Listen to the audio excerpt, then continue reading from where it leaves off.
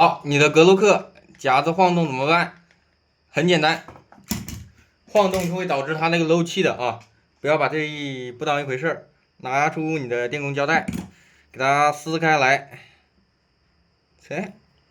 撕开好。你看前面，先垫2层，反正给它垫着它不晃就行了。再垫上，垫上，好，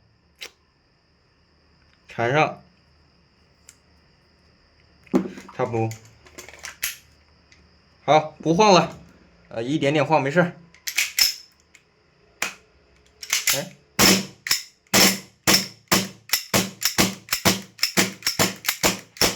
好，就这么简单。